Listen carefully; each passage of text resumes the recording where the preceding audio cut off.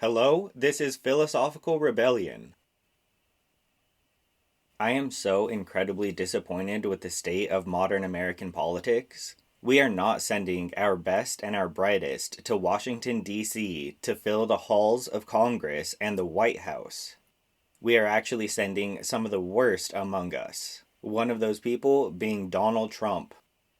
Donald Trump is an authoritarian narcissist, and the Republican Party is a cult which worships at the altar of Donald Trump and accepts his word as their gospel. And the Democrats are one of the most pathetic resistance opposition parties in American history.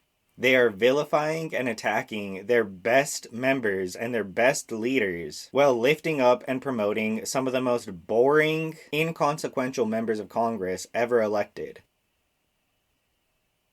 So I want to start off talking about Donald Trump, who he is, where he came from, and how he represents some of the worst aspects of American culture. And that all seemed to start back when he was a child. Because although he claimed to have only received a small loan of $1 million, which he repaid, that was a lie.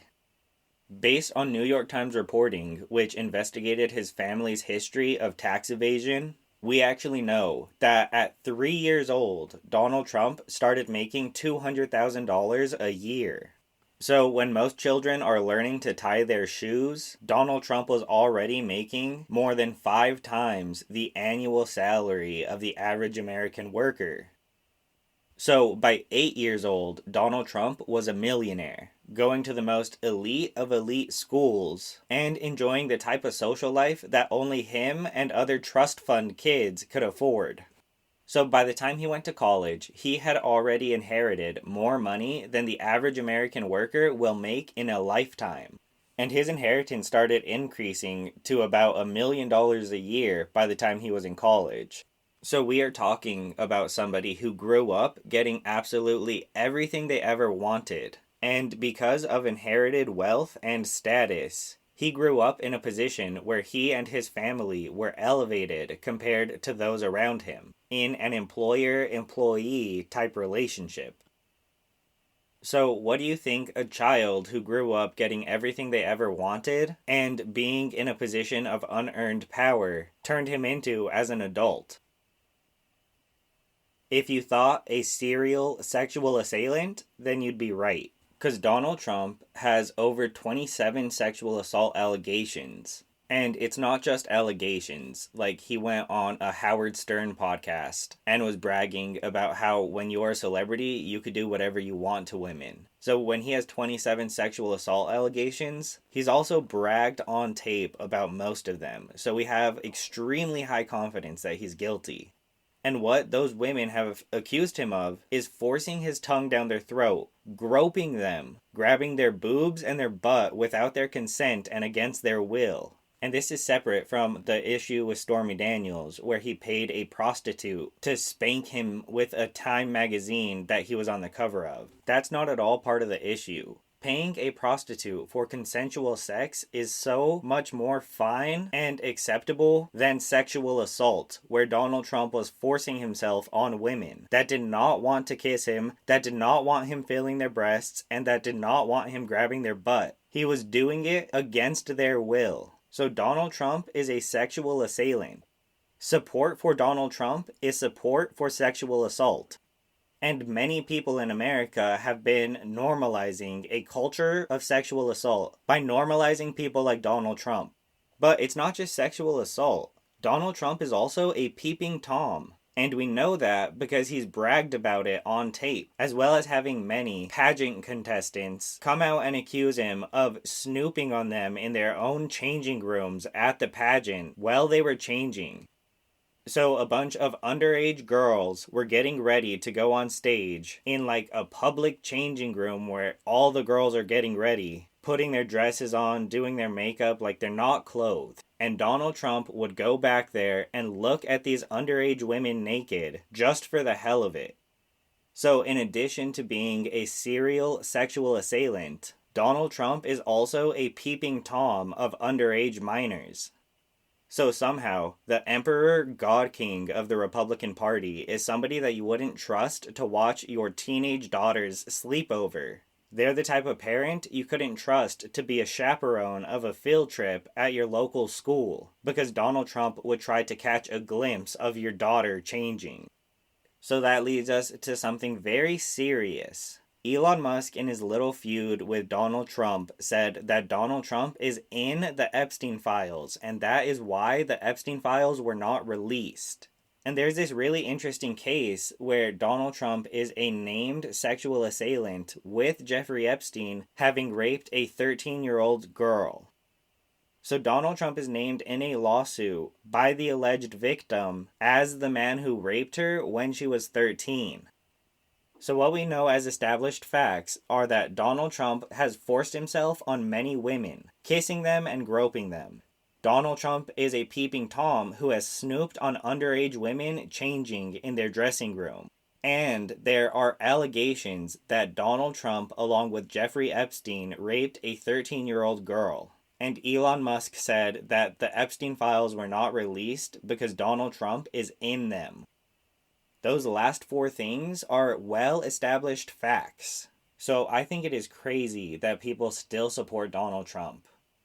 To me, he is a horrible, disgusting pervert who deserves to be a registered sex offender. But to many people in the Republican Party, they hear all of those facts and see an emperor god king worthy of their worship. So in my view, Donald Trump is a spoiled, entitled brat who grew up getting everything he ever wanted, living a life of extreme luxury and lavishness, and became an egotistical maniac sexual assailant. And that extreme narcissist is being enabled by a Republican Party consumed by the most beta male bullshit. They've been searching for a strong daddy to come take care of them. And that's exactly what Donald Trump is. Trump is the Republican Party's daddy figure. And as much as I want to be exaggerating, that's exactly what Tucker Carlson said. He went on stage and begged for Daddy Trump to come bend America over and give us a spanking for being a bad little girl. This is the shit that they were campaigning on in 2024. The Republican Party platform is basically, spank me, Daddy Donald. It is so insanely humiliating. Yet somehow they are still way more liked than the Democratic Party. The Democratic Party has like a 25% approval rating among their own base, with the vast majority of Democratic voters wanting our leadership to be replaced because Schumer and Jeffries have been absolutely horrible leaders of the Democratic Party.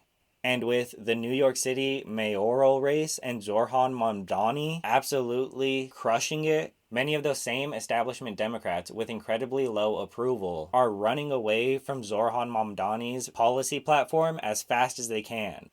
And it's because they don't stand for anything. They are a Donald Trump opposition party. The Republicans worship Donald Trump as their Lord and Savior, and the Democrats are just a mindless opposition party.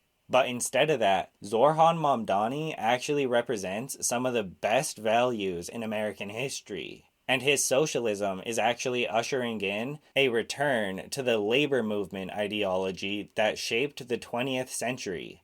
And there's this whole forgotten history where people like Martin Luther King Jr. were proud, self-avowed socialists. And that was in the 60s. And that came from the history of the 50s of Harry Truman saying socialism is nothing more than a scare word to describe all the progress the people have made in the last 20 years. And the progress Harry Truman was talking about in the 50s was Franklin Delano Roosevelt's New Deal. And those New Deal reforms created a minimum wage, a maximum work week, employee safety and hygiene standards in the workplace, and a social safety net. And with those programs, the American working class saw the largest income gains in American history. In world history, actually. Because the middle class is an anomaly, where the norm is you have the rich and the rest. But the American labor movement helped to create the middle class.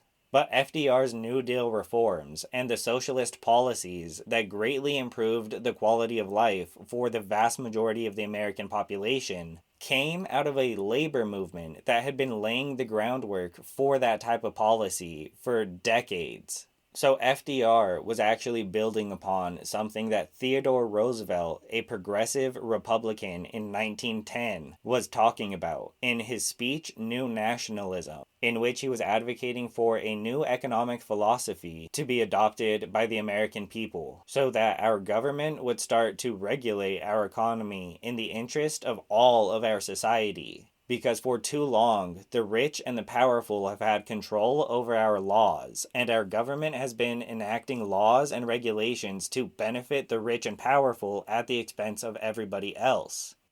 So Theodore Roosevelt was actually advocating for government to create laws and regulations that benefit wider society and put constraints on the rich and powerful so that they can no longer harm wider society without accountability. And that's exactly what FDR did. And that's because, just as FDR and Theodore Roosevelt recognized, so did Abraham Lincoln, who said that it has so happened in every age that some have labored and others have, without labor, enjoyed a large proportion of the fruits. Meaning that some people worked their entire lives and got very little from it, and others started their lives with a lot and got more and more and more with very little work put in to earn it. So Theodore Roosevelt also said that one of the central conditions of progress is in the battle between those who have earned far more than they possess versus those who possess far more than they have earned.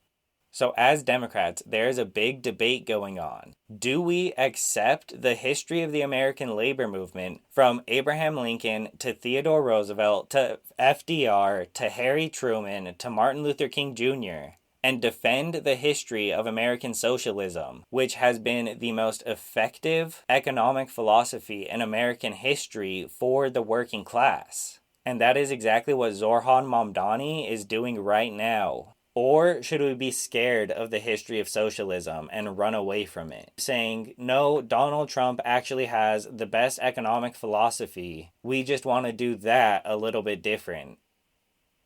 And when the choice is between Donald Trump's philosophy and that of Zohran Mamdani, I'll take Mamdani every day. Donald Trump represents the normalization of sexual assault. He represents the elevation of the rich for the sake of being rich. He grew up an entitled brat, and that turned him into an egotistical narcissist as an adult. So when I think about the type of America I want to live in, I know that Donald Trump does not represent that in any way. But Zohran Mamdani is somebody that I could genuinely get behind, and I hope that the Democratic leadership starts to feel the same. Because if they don't, then they need to be replaced.